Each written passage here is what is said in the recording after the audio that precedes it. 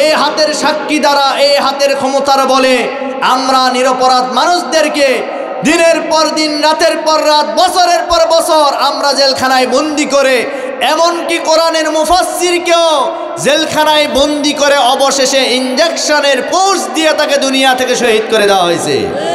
কিয়ামতের ময়দানে সব বিচার হবে, কিন্তু কিয়ামতের আগে এই বাংলার জমিনেও এই জালিমদের একটা একটা করে বিচার করা হবে। কথা বলেন ঠিক কিনা? আজকে আমরা দেখেছি এই স্বৈরা শাসকের যারা এমপি মন্ত্রী ছিল তাদেরকে গ্রেফতার করে জেলখানার ভিতরে বন্দি করে রাখা হয়েছে। বিভিন্ন সময় তাদেরকে বিভিন্ন কারাগার থেকে বের করে বিভিন্ন আদালতে হাজিরা দেওয়া হয়। আমরা দেখেছি তারা মনে হয় জেলখানায় জামায় আদরে আছে।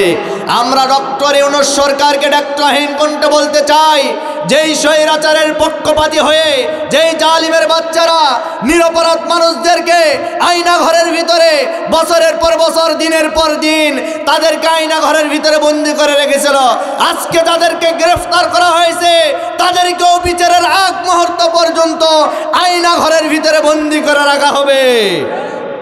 আল্লাহ রাব্বুল আলামিন এই সূরা জিলজালের ভিতরে সুন্দর করে জানাই দিয়েছেন, ইযা যুলজিলাতিল আরদু জিলজালাহা ওয়া আখরাজাতিল আরদু আসকালাহা ওয়া ক্বালাল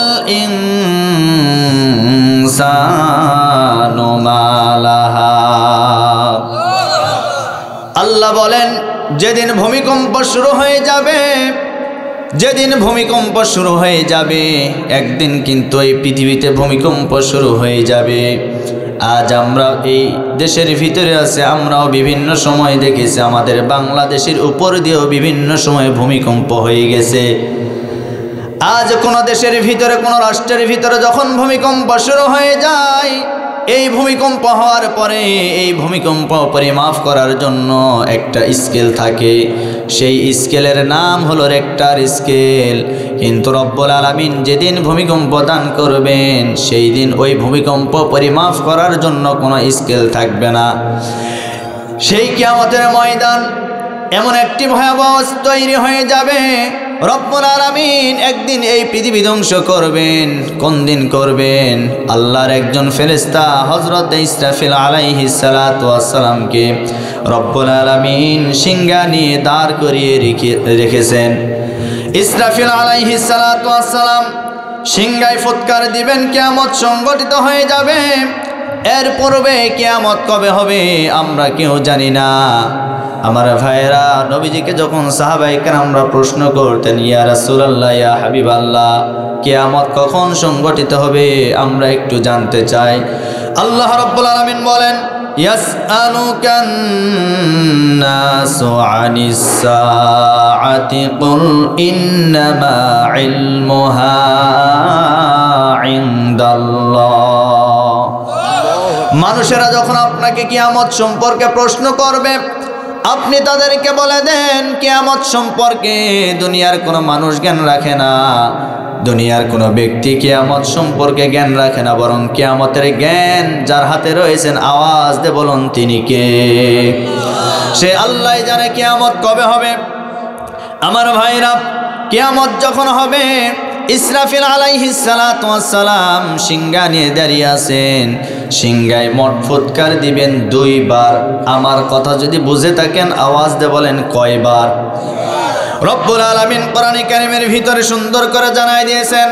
কোরআনে কারীমের 39 নম্বর সূরা, সূরাতুজ জুমারের 68 নম্বর আয়াতে কারিমার ভিতরে জানাই দিয়েছেন, ওয়া নুফিখা ফিস সূরি ফাসা'iqa মান ফিস সামাওয়াতি ওয়া মান ফিল আরদি ইল্লা মান শাআল্লাহ।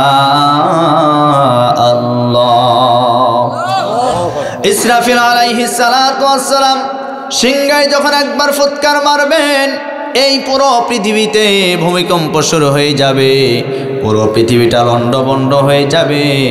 এই পৃথিবীর যত গাছপালা আছে, যত পাহাড় পর্বত আছে, একটার পরে একটা সব ধ্বংস হয়ে যাবে। ভূমিকম্প শুরু হয়ে যাবে।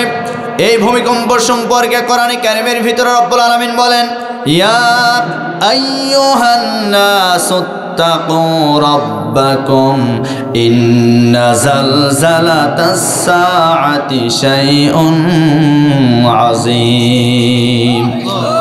আল্লাহ রাব্বুল আলামিন বলেন, হে মানব সকল, তোমরা আল্লাহকে ভয় করো, যিনি তোমাদের জন্য একদিন ভূমিকম্প দান করবেন। ইন্না জালজালাতাস সাআতি শাইউন আযীম, এমন একটা মহা বিপদ সংকট একটা ভূমিকম্প দান করবেন, যেই ভূমিকম্পের ফলে এই পুরো পৃথিবীটা লণ্ডভণ্ড হয়ে যাবে, পৃথিবীটা ধ্বংস করে ফেলবেন। সেই কথাটা রব্বুল আলামিন সূরা জিলজালের ভিতরে বলেছেন, ইযা যুলজিলাতিল আরদু জিলজালাহা ওয়া আখরাজাতিল আরদু আসকালাহা, যখন ভূমিকম্প শুরু হয়ে যাবে, ভূমির ভিতরে যা থাকবে সব কিছু ভূমি বের করে দিবে। আমার ভাইরা, ভূমির ভিতরে যা থাকবে সব কিছু ভূমি ওপেন করে দিবে। আল্লাহ রাব্বুল আলামিন সুন্দর করে জানায় দিয়েছেন, ও পৃথিবীর মানুষেরা শোনো শোনো, একদিন আমি ভূমিকম্প দিব, এই ভূমিকম্পের মাধ্যমে এই পুরো পৃথিবীটা ধ্বংস হয়ে যাবে। আর এই পৃথিবী রব্বুল আলামিন কেমনে ধ্বংস করবেন? কোরআনে কারিমের 69 নম্বর সূরা সূরাতুল হাক্ক এর 13 এবং 14 নম্বর আয়াতে কারিমার ভিতরে রব্বুল আলামিন সুন্দর করে জানায় দিয়েছেন, ফাইদা নুফিখা ফিস সূরি নাফখাতুন ওয়াহিদা ওয়া হুমিলাতিল আরদু ওয়াল জিবালু ফাদুক্কাতা দাক্কাতাও ওয়াহিদা। আল্লাহ রাব্বুল আলামিন বলেন, যেদিন ভূমিকম্প শুরু হয়ে যাবে, এই জমিনটা আসমানের সাথে লেগে যাবে। জমিনটা যখন আসমানের সাথে লেগে যাবে, লাগার পরে জমিনটাও ফেটে যাবে, জমিনের ভিতরে সবগুলো ঢুকে পড়বে, আসমানটাও একটার পর একটা আসমান খসে খসে পড়বে। এই যে আমাদের মাথার উপরে যে আসমান আছে, 7টা আসমান রব্বুল আলামিন স্তর বাই স্তর সৃষ্টি করে রেখেছেন। প্রথম আসমান আমরা দেখতে পাচ্ছি, এই প্রথম আসমানের উপরে সূর্য, চন্দ্র, গ্রহ, নক্ষত্র আছে না নাই? এই সূর্যটা আবার আমাদেরকে দুনিয়ার দিকে আলো দেন, চন্দ্রটাও দুনিয়ার দিকে আলো দেন। সেই কথাটাও রব্বুল আলামিন কোরআনে কারিমের ভিতরে সুন্দর করে জানায় দিয়েছেন, তাবারাকাল্লাযী জাআলা ফিস সামাই বুরুজাও ওয়া জাআলা ফিহা সিরাজাও ওয়া কমারাম মুনীরা। পবিত্র সত্তা তো তিনি, যিনি তোমাদের জন্য আসমানে সূর্যটাকে আলোক দীপ্তমান করে সৃষ্টি করেছেন, আর তিনি তো তোমাদের জন্য চন্দ্রটাকে দীপ্তিমান করে সৃষ্টি করেছেন। আজকে আমরা যে সূর্য দেখতে পাচ্ছি, এই আসমানের ভিতরে সূর্য আছে, চন্দ্র আছে, তারকারাজি আছে, এটা হলো প্রথম আসমান। এই প্রথম আসমানের উপরে বিশাল বড় ফাঁকা জায়গা, এর উপরে দ্বিতীয় আসমান, এই দ্বিতীয় আসমানের উপরে আবার বিশাল বড় ফাঁকা জায়গা। এইভাবে রব্বুল আলামিন সাবআ সামাওয়াতি ওয়াল আরদ, 7টা আসমান স্তর বাই স্তর আমাদের মাথার উপরে সৃষ্টি করে রেখেছেন। আমার ভাইরা, রব্বুল আলামিন বলেন, যেদিন কিয়ামত সংগঠিত হয়ে যাবে, এই পৃথিবীর যত পাহাড়গুলি আছে, এই পাহাড়গুলিকে রব্বুল আলামিন তুলার মতো, বালুর মতো উড়াইতে থাকবেন। আপনি যদি পাহাড় দেখতে চান, তাহলে চলে যাবেন বান্দরবনে, কক্সবাজার, চট্টগ্রামে, শুধু দেখবেন পাহাড় আর পাহাড়, পাহাড় আর পাহাড়, একদিকে পাহাড় আর একদিকে সমুদ্র, বিশাল বড় বড় পাহাড় রয়েছে। আমার ভাইয়েরা, যেদিন কিয়ামত সংগঠিত হয়ে যাবে, এই পাহাড়গুলিকে রব্বুল আলামিন বালুর মতো উড়াইতে থাকবেন। রব্বুল আলামিন বলেন, ইয়াউমা তারজুফুল আরদু ওয়াল জিবালু ওয়া কানাতিল জিবালু কাসিবাম মাহিলা। আল্লাহ রাব্বুল আলামিন বলেন, যেদিন কিয়ামত সংগঠিত হয়ে যাবে, পাহাড়গুলি বালুর মতো উড়তে থাকবে। ঝড়ের কবলে বালু যেমন বৃষ্টির মতো উড়তে থাকে, কিয়ামত যেদিন সংগঠিত হয়ে যাবে, সেই দিন পাহাড়গুলো ওই বালুর মতো উড়তে থাকবে। সূরা করিয়ার ভিতরে রব্বুল আলামিন বলেন, ওয়া তাকুনুল জিবালু কাল ইহনিল মানফুশ।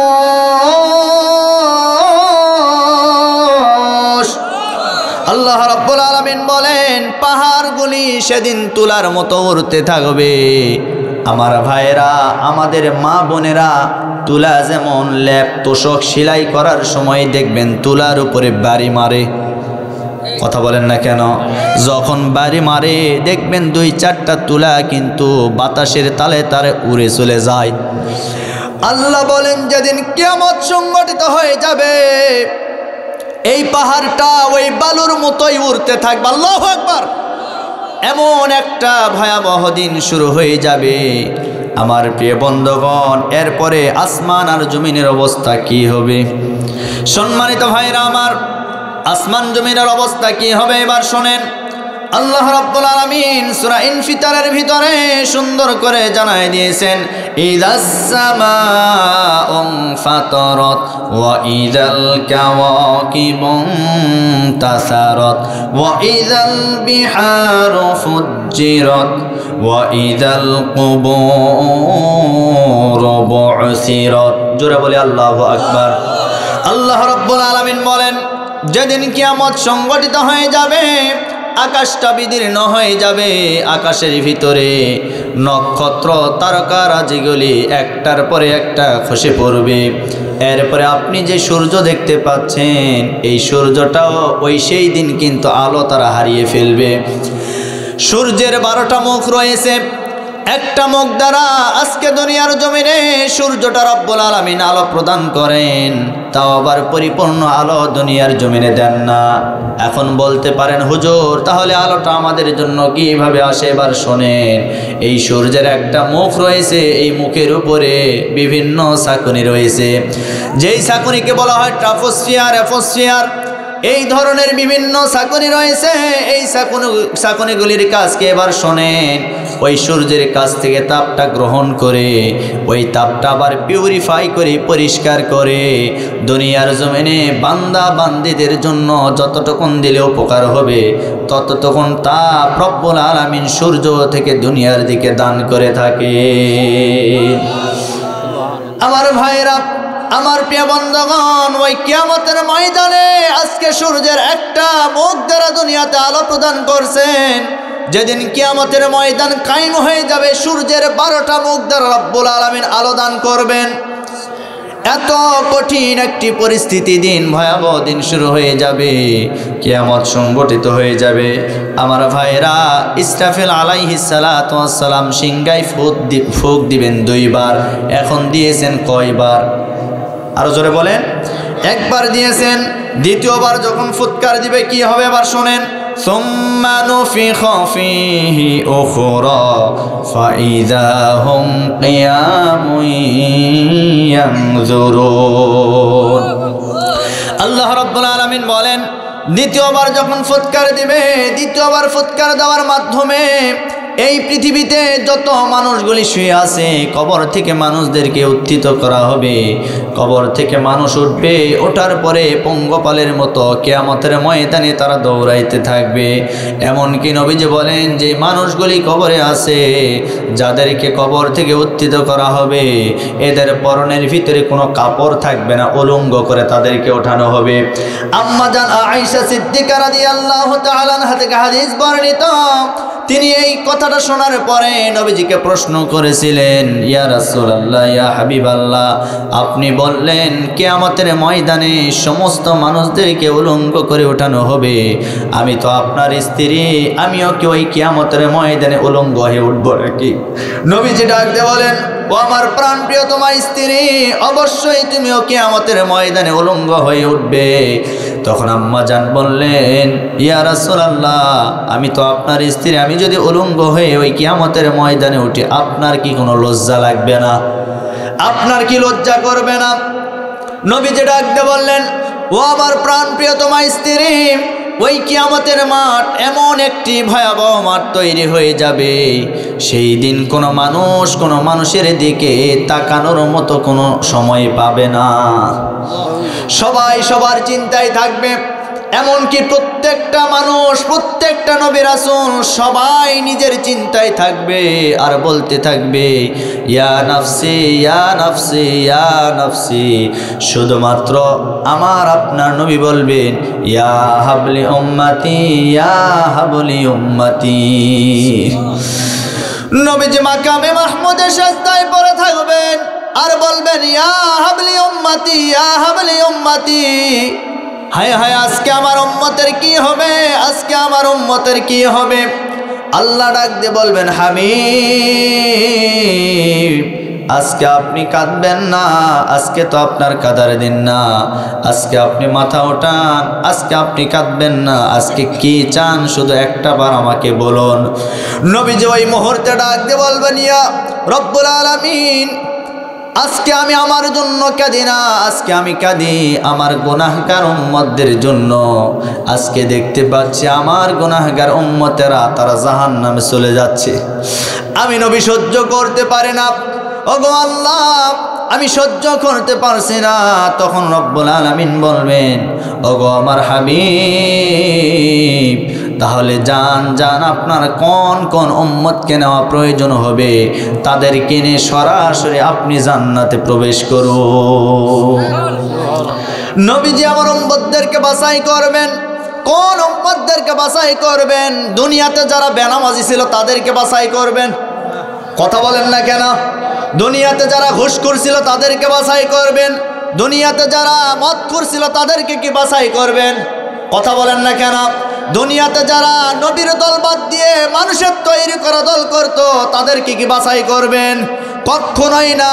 নবীজি আমার বাছাই করবেন যেই সমস্ত উম্মতেরা দৈনিক 5 বার আজান হলে মসজিদে যাইত, আল্লাহর কুদরতি পায়ে সেজদা দিত, তাদেরকে নবীজি বাছাই করে করে আল্লাহর জান্নাতে নিয়ে যাবে। অথচ আজ নবীর উম্মত হয়ে আজান হয় মসজিদের সামনে দিয়ে যায়, মসজিদে ঢুকতে পারে না। এজন্য বগুড়ার মুসলমানের আমি তো একটি কথা বারবার বলে থাকি, যে ঈমান আল্লাহর মসজিদ পর্যন্ত আপনাকে নিতে পারে না, আপনি কেমনে ভাবলেন মরণের পরে ওই ঈমান আপনাকে জান্নাতে নিবে? কথা বলেন না কেন? কখনোই না। যে ঈমান আপনাকে মসজিদে নিতে পারে না ওই ঈমান মরণের পরে কখনোই আপনাকে আল্লাহর জান্নাত পর্যন্ত নিতে পারবে না। আমার ভাইয়ের জন্য 5 ওয়াক্ত নামাজ পড়ার দরকার আছে না নাই? কথা বলেন। কিন্তু আজ আমার সমাজের ভিতরে নামাজি বেশি না বেনামাজি বেশি? আবার অনেক বেনামাজি আছে দেখবেন তাদের ভাবসাব এইরকম ঝাঁকি দিয়ে বলে হুজুর নামাজ না পড়লে কি হবে, আমার ঈমান ঠিক আছে। আছে না নাই? আরে বেটা বিয়াদব, তোর তো ঈমানই নাই, তোর তো ঈমানই নাই। এজন্য নামাজ যার নাই তার কোনো ঈমান নাই, যার নামাজ আছে তার ঈমান আছে। অথচ আজকে আমরা দাবি করছি আমরা মুসলমান। কেমন মুসলমান তুমি, কেমন মুসলমান, নামাজের সাথে নাই পরিচয়, মানো না কোরআন। নামাজের সাথে নাই পরিচয়, মানো না কোরআন। তুমি কেমন মুসলমান?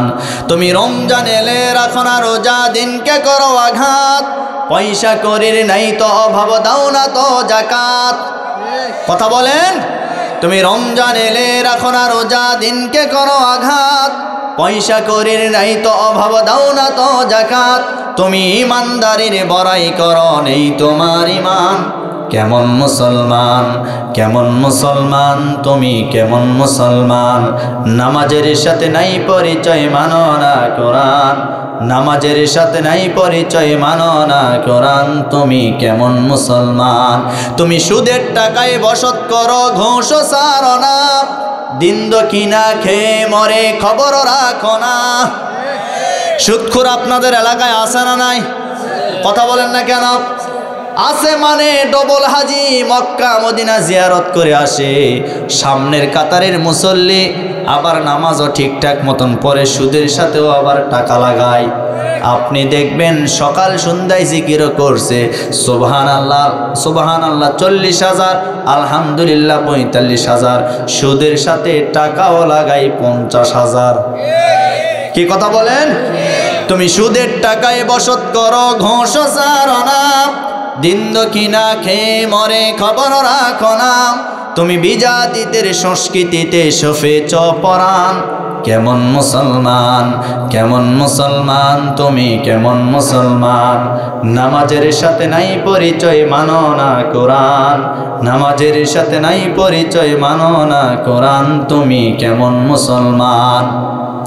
তুমি নবীর উম্মত দাবি করো, সুন্নাহ মানো না, নবীর অপমানে তোমার হৃদয় কাঁদে না। আমরা এই দীর্ঘ 15টি বৎসর আমরা দেখেছি এই দেশের ভিতরে এমন কিছু নাস্তিক আর বেঈমান ব্লগাররা ছিল যারা আমার রাসূলকে নিয়ে বিভিন্ন সময় বিভিন্ন বাজেভাবে কথা বলতো। কিন্তু এই দেশের ভিতরে আমরা এতদিন দেখেছি আমার রাসূলের চাইতেও এক নেতাকে সবচাইতে বেশি সম্মান করা হতো।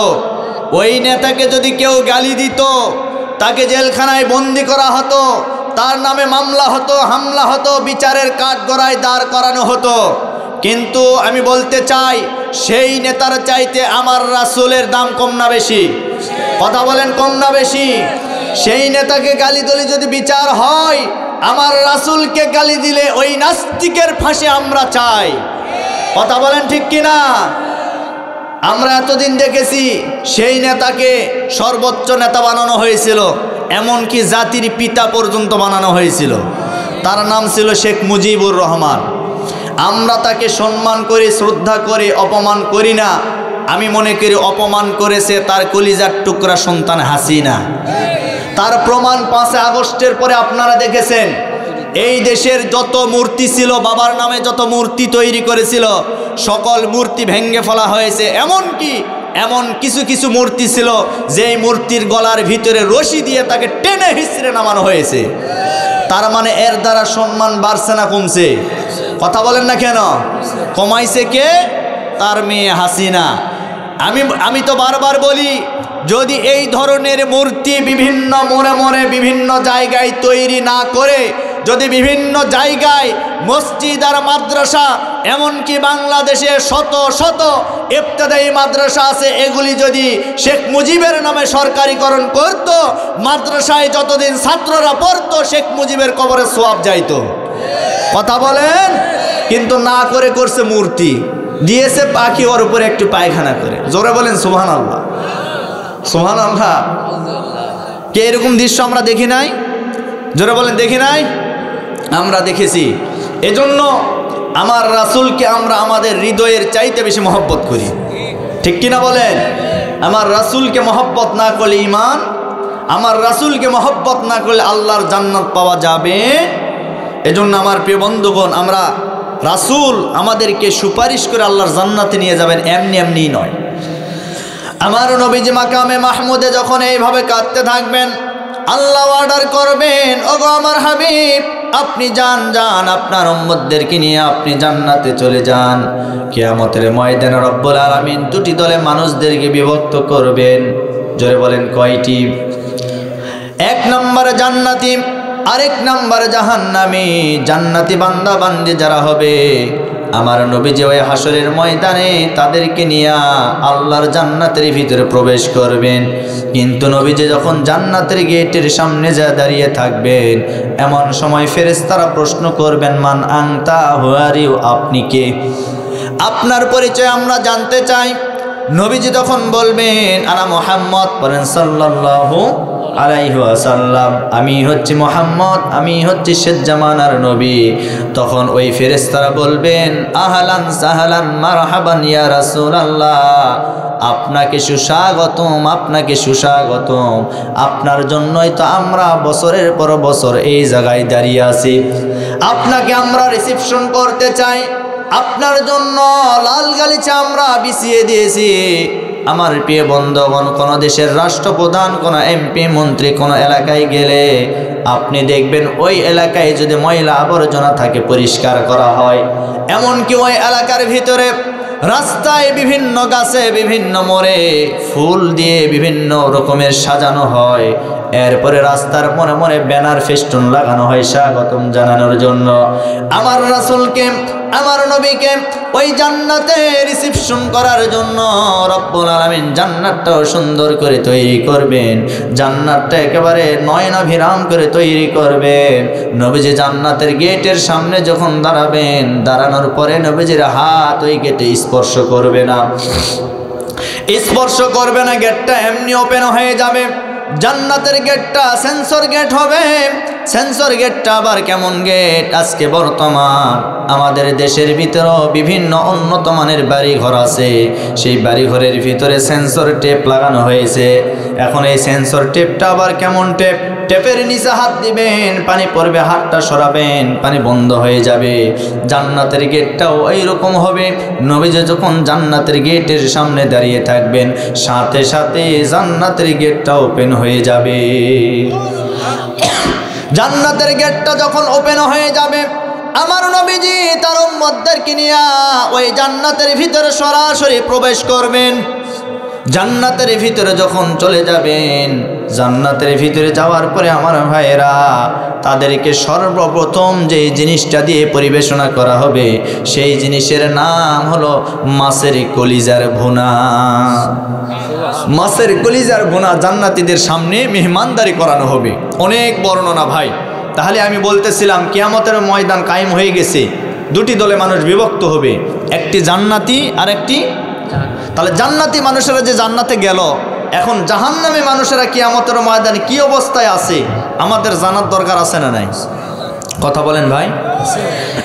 এই জাহান্নামী মানুষেরা ওই কিয়ামতের ময়দানে কঠিন বিভীষিকাময় দিনের সম্মুখীন হয়ে যাবে। আজকে দুনিয়াতে বাহাদুরি দেখান, হাসরের ময়দান কায়েম হয়ে গেলে আপনার বাহাদুরি থাকবে না। আজকে দুনিয়ায় ক্ষমতার গরম দেখান, ক্ষমতার অহংকার দেখান, হাসরের ময়দান কায়েম হয়ে গেলে এই ক্ষমতার আর অহংকার থাকবে না, সব ভেঙ্গে চুরে চুরমার হয়ে যাবে। আজকে আপনার টাকা আছে, পয়সা আছে, গাড়ি আছে, বাড়ি আছে, সব কিছু আছে, কিন্তু একটা জিনিস আপনার কাছে নাই, সেটি হলো কি? রবের ক্ষমা। রব যদি আপনাকে ক্ষমা না করে, এই টাকা পয়সা গাড়ি বাড়ির এক পয়সা মূল্য নাই। আর আপনার টাকা নাই, পয়সা নাই, গাড়ি নাই, বাড়ি নাই, আপনার কিচ্ছু নাই, কিন্তু রব আপনাকে ক্ষমা করেছে, আপনার দাম আল্লাহর কাছে হাজার হাজার গুণে বেশি। আপনার কিচ্ছু নাই, কিন্তু আল্লাহ আপনাকে মাফ করেছেন। এজন্য রবের ক্ষমা এটি কিন্তু বিশাল একটি পাওয়া। আমরা চাই রব যেন আমাদেরকে মাফ করেন। কয়দিন থাকবেন আপনি দুনিয়াতে? একটাবার আপনি চিন্তা করুন, আপনার পূর্বপুরুষদের দিকে একটাবার তাকান। আপনার দাদা গেছে, আপনার বাবা গেছে, আপনার বড় ভাই গেছে, আপনি বেঁচে আছেন, আপনিও চলে যাবেন, আপনিও থাকবেন না, আপনার ঘর বাড়ি সব পড়ে থাকবে। এই দৃশ্য কি একবারও মনে হয় না? এরপরেও কেমনে আমরা ফজরের নামাজটা কাজা করি, কেমনে আমরা জোহরটা কাজা করি, কেমনে আসরের নামাজ ধরতে পারি না, অথচ এই সময়গুলি আমরা অযথা ব্যয় করি। আল্লাহ বলেন, আমার প্রকৃত যারা বান্দা হবে তারা আমার কুদরতি পায়ে সেজদা দিবে, আর আমার কুদরতি পায়ে যখন বান্দা সেজদা দেয় তখন আমি সবচাইতে বেশি খুশি হয়ে যাই। আর ওই মুহূর্তে সবচাইতে বেশি মন খারাপ করে যিনি, তার নাম হলো মিস্টার ইবলিস। বান্দা যখন রবের পায়ে সেজদা দেয় আল্লাহ খুশি হন, মন খারাপ করেন কে? ইবলিস। আর বান্দা যখন সেজদা দেন না, আল্লাহ মন খারাপ করেন, তখন খুশি হয়ে যান কে? এখন আপনি আল্লাহকে সেজদা দিয়ে আল্লাহকে খুশি করাইতে যদি না পারেন, তাহলে শয়তানের দলে আপনি অন্তর্ভুক্ত হয়ে গেলেন, আর মরণের পরে আপনি কোনোদিন আল্লাহর জান্নাতে যেতে পারবেন না। কথা বলেন ঠিক কি না? আজকের মাহফিল দেওয়া হয়েছে হেদায়েতের জন্য। যারা বলেন কিসের জন্য? হেদায়েতের জন্য। যদি আমরা হেদায়েতটাই গ্রহণ করতে না পারি, কিসের এই মাহফিল দিয়ে 4 পয়সারও মূল্য নাই। আজকে মাহফিলগুলো আমাদের জন্য আজকে ট্রেডিশন হয়ে দাঁড়িয়েছে। মাহফিলগুলোতে আসে, বক্তাদের একটা মনোভাব, শ্রোতার একটা মনোভাব, কুমটির আরেকটা মনোভাব থাকে।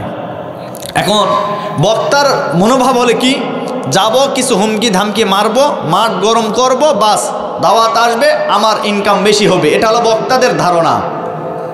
এরপরে শ্রোতা যারা আসবে তারা চিন্তা করে কোন বক্তা, আইয়ুব আলী আনসারী, বক্তা হলো সাঁটাবার পারে না, যাব না।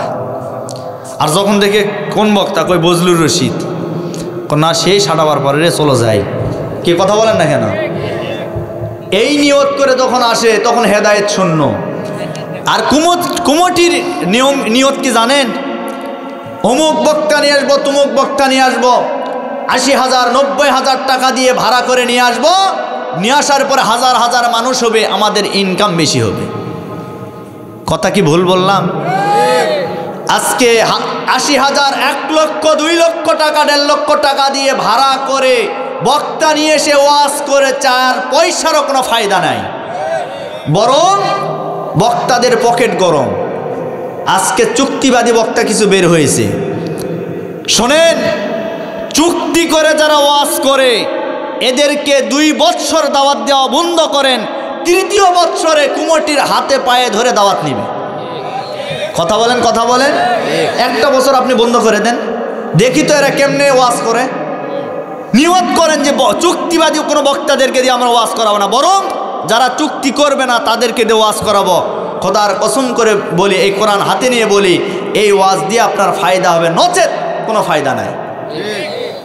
কথা কি ঠিক আছে? কিন্তু আজকে এই এমন একটি মানে বাংলাদেশে শুরু হয়ে গেছে, ভাইরাল না হলে বলে চলেই না। ভাইরাল নয় তো ভাইরাস ধরেছে আমাদের, কি ঠিক আছে না হুজুর? ভাইরাস ধরে গেছে। 80,000 90,000 1 লক্ষ টাকা দিয়ে 1 ঘন্টা এসে আলোচনা, তো কি হবে ভাই? অর্থ মানে নিজের বর্ণনা দিতে তো আধা ঘন্টা শেষ। আমি অসুস্থ, আমি আসতে মানে আমার সমস্যা, এসে আমি যাব, অনেক কথা। কথা কি ভুল বললাম ভাই? জোরে বলেন, ভুল বললাম? এগুলি চলছে বাংলাদেশে। হ্যাঁ, যাক, মুরব্বী ধরতে পারছেন, আলহামদুলিল্লাহ। উনি বলছেন দোষ আমাদের, তার মানে শ্রোতাদেরই দোষ। অত হ্যাঁ, সেই কথাটাই আমি বলতেছি, ঠিক আছে না? আমি তো সেটাই বলছি, আপনারা 1টি বছর বন্ধ করে দেন, আর কাউকে চুক্তি করে দাওয়াত দেওয়া লাগবে না, ঠিক আছে না? আল্লাহ বোঝার তৌফিক দান করুন। আরো জোরে বলেন আমার ভাইরা। এই যে জাহান্নামী মানুষেরা হাসরের ময়দানে দাঁড়িয়ে আছে, তাদের কি হবে এখন? কি অবস্থায় পড়বে? কার সামনে যাবে? যাওয়ার মতো কোনো রাস্তা নাই, কেউ নাই যে একটু সাহায্য করবে।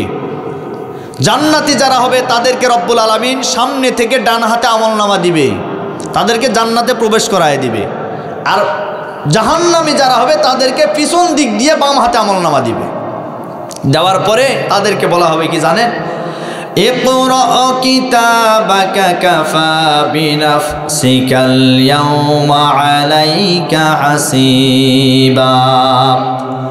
এই জাহান্নামের গাদ্দার, আজকে তোর আমলনামা তোর নিজের হাতে দিয়েছি, আজকে তোর আমলনামা তুই নিজে আজকে পাঠ কর। কোন কোন পাপ করেছিস আজকে তোর আমলনামা তুই নিজেই পাঠ কর। জাহান্নামের ওই গাদ্দার আমলনামা হাতে পাওয়ার পরে বড় আফসোস করতে থাকবে। রব্বুল আলামিন সেই কথাটাও কোরআনে কারীমের ভিতরে জানাই দিয়েছেন, ওয়া আম্মা মান উতিয়া কিতাবাহু ওয়ারাআ যহরিহি ফাসাউফা ইয়াদউ সুবুরা। ওই জাহান্নামের আবার আফসোস করতে থাকবে, হায় হায়, আজকে কোন আমলনামা আমাদের হাতে দেওয়া হয়েছে, এমন কোনো পাপ নাই যে পাপটা আমলনামার ভিতরে লিপিবদ্ধ করা হয় নাই। আজকে দুনিয়াতে সুদ খেয়েছি, সুদের পাপও আছে। দুনিয়াতে ঘুষ খেয়েছি, ঘুষের পাপও আছে। দুনিয়াতে বেনামাজি ছিলাম, বেনামাজির পাপটাও তো আছে। দুনিয়াতে অন্যায়ভাবে শুধুমাত্র দলকে টিকানোর জন্য ভালো ভালো মানুষদেরকে মিথ্যা মামলা দিয়া জেলখানায় বন্দি করেছিলাম, সেই পাপটা তো আজকে আমলনামার ভিতরে আছে। অন্যায়ভাবে কোরআনের মুফাসসিরদেরকে সামান্য একটা হাতের এই খুসার দ্বারা ভালো ভালো মানুষদেরকে ফাঁসির কাস্টে ঝুলিয়েছি, সেই পাপটা তো এই আমলনামার ভিতরে আছে। আমার প্রিয় বন্ধুগণ, আমলনামা হাতে পাওয়ার পরে তখন আফসোস করতে থাকবে। আশা বলেন তো আফসোস করে কি আর কোনো লাভ হবে? সর্বশেষ এই জাহান্নামের গাদ্দার আল্লাহকে বলবেন, রব্বুল আলামিন, আপনার ফেরেশতারা মনে হয় আমার আমলনামা ভুল করে অন্য কারো দিয়েছে। আশা বলেন তো আল্লাহর কাছে প্রমাণ করার কোনো জিনিস আছে না নাই? আরো জোরে বলেন। আল্লাহ বলেন বান্দারে না না না ভুল করে দেয় নাই। রব্বুল আলামিন বলেন কিরামান কাতিবিনা ইয়ালামুনা মা তাফআলুন। আছেন আমার মুক্তার, আছেন আমার বারিস্টার, শেষ বিচারের হাইকোর্টেতে তিনি আমায় করবেন পার। আমরা পাপী আল্লাহ জামিনদার, আমরা পাপী আল্লাহ জামিনদার। মনের ঘরে তালা দিয়া চাবি লয়া আছেন সায়, আমি অধম সাধ্য কি তার হুকুম সারা বাইরে যাই, হুকুম সারা বাইরে যাই। মনরে হে দুই কান্দে দুই মোহরি লিখিতেছেন ডায়েরি, দুই কান্দে দুই মোহরি লিখিতেছেন ডায়েরি। দলিল দেখা রায় দিবেন টাকা পয়সার নাই কারবার, আমরা পাপী আল্লাহ জামিনদার। কথা বলেন ঠিক কিনা? সেই দিন বাঁচার কোনো উপায় থাকবে না। রব্বুল আলামিন ওই কঠিন হাসরের ময়দানে এই জাহান্নামের গাদ্দারকে বলবেন আজকে আর পালানোর কোনো রাস্তা থাকবে না। ওই জাহান্নামের গাদ্দার তখন নিজেকে বাঁচানোর জন্য বলবে রব্বুল আলামিন আমি বুঝতে পেরেছি আপনার ফেরেশতারা আমাদের আমলনামায় দিয়েছে ঠিক, কিন্তু আপনার ফেরেশতারা এই আমলনামায় যা লিখেছে সব কাজগুলি ভুল লিখেছে। আচ্ছা বলেন তো আল্লাহর কাছে আর প্রমাণের কোনো জিনিস নাই? আল্লাহ রাব্বুল আলামিন বলেন ওয়া কুল্লা ইনসানিন আলজামনাহু তাইরাহু ফি উনুকিহি। রব্বুল আলামিন বলেন আমি প্রত্যেকটা মানুষদের গলার নিচে একটা করে সিসি ক্যামেরা ফিট করে দিয়েছি। আপনি মানুষ, আপনার গলার নিচে একটা সিসি ক্যামেরা আছে, আমি মানুষ, আমার গলার নিচেও একটা সিসি ক্যামেরা আছে। আজকে দুনিয়ার জমিনে কোনো ঘর বাড়িতে যদি সিসি ক্যামেরা লাগানো থাকে, ওই বাড়িতে কোনো মানুষ যদি চুরি এবং ডাকাতি করতে যায়, আওয়াজ দিয়ে বলেন সেই মানুষটা ধরা পড়বে কি পড়বে না? আজকে দুনিয়ার জমিনে সামান্য একটা মানুষের তৈরি করা সিসি ক্যামেরার ভিতরে যদি আপনি ধরা পড়ে যান, বলেন তো আল্লাহ যে সিসি ক্যামেরা আমাদের জন্য তৈরি করেছেন, ওই সিসি ক্যামেরায় আমরা ধরা পড়ব কি পড়ব না? ওই সিসি ক্যামেরায় সব ধরা পড়ে যাবে। রব্বুল আলামিন তখন বলবেন জাহান্নামের গাদ্দার রে, আজকে তোর কোনো কথা চলবে না, তোর কোনো কথা চলবে না, তোর মুখটা আজকে আমি বন্ধ করে দিলাম। আল্লাহ রাব্বুল আলামিন সূরা ইয়াসিনের ভিতরে সুন্দর করে জানাই দিয়েছেন আল ইয়াউমা নাখতিমু আলা আফওয়াহিহিম ওয়া তুকাল্লিমুনা আইদিহিম ওয়া তাশহাদু আরজুলুহুম বিমা কানু ইয়াকসিবুন। আল্লাহ বলেন কিয়ামতের ময়দানে বান্দার হাত কথা বলবে, বান্দার পা কথা বলবে। এ হাত দ্বারা কোন কোন মানুষের ঘর বাড়িতে আঘাত করেছে, এ হাত দ্বারা কোন কোন মানুষের জমির আল ঠেলিছে, এ হাত দ্বারা অন্যায়ভাবে কোন কোন মানুষের নামে মিথ্যা মামলা দিয়েছে, এ হাত দ্বারা কোন কোন মানুষের নামে মিথ্যা রায় দিয়েছে। কিয়ামতের ময়দানে একটা একটা করে সব জবাব হাত তার পক্ষে দিয়ে বিপক্ষে দিয়ে দিবে। কথা বলেন ঠিক কিনা? আমার প্রিয় বন্ধুগণ, আমরা দেখেছি এই দেশের ভিতরে নিরপরাধ মানুষদেরকে সামান্য এই হাতের সাক্ষী দ্বারা, এই হাতের সাক্ষী দ্বারা, এই হাতের ক্ষমতার বলে আমরা নিরপরাধ মানুষদেরকে দিনের পর দিন, রাতের পর রাত, বছরের পর বছর আমরা জেলখানায় বন্দি করে, এমনকি কোরআনের মুফাসসিরকেও জেলখানায় বন্দি করে অবশেষে ইনজেকশনের পোষ দিয়ে তাকে দুনিয়া থেকে শহীদ করে দেওয়া হয়েছে। কিয়ামতের ময়দানে সব বিচার হবে, কিন্তু কিয়ামতের আগে এই বাংলার জমিনেও এই জালিমদের একটা একটা করে বিচার করা হবে। কথা বলেন ঠিক কিনা? আজকে আমরা দেখেছি এই স্বৈরা শাসকের যারা এমপি মন্ত্রী ছিল তাদেরকে গ্রেফতার করে জেলখানার ভিতরে বন্দি করে রাখা হয়েছে। বিভিন্ন সময় তাদেরকে বিভিন্ন কারাগার থেকে বের করে বিভিন্ন আদালতে হাজিরা দেওয়া হয়। আমরা দেখেছি তারা মনে হয় জেলখানায় জামায় আদরে আছে। আমরা ডক্টর ইউনূস সরকারকে ডাক্তারহীন কণ্ঠে বলতে চাই, যেই স্বৈরাচারের পক্ষপাতী হয়ে যেই জালিমের বাচ্চারা নিরপরাধ মানুষদেরকে আয়না ঘরের ভিতরে বছরের পর বছর, দিনের পর দিন তাদেরকে আয়না ঘরের ভিতরে বন্দি করে রেখেছিল, আজকে তাদেরকে গ্রেফতার করা হয়েছে, তাদেরকেও বিচারের আগ মুহূর্ত পর্যন্ত পর্যন্ত আয়না ঘরের ভিতরে বন্দি করে রাখা হবে।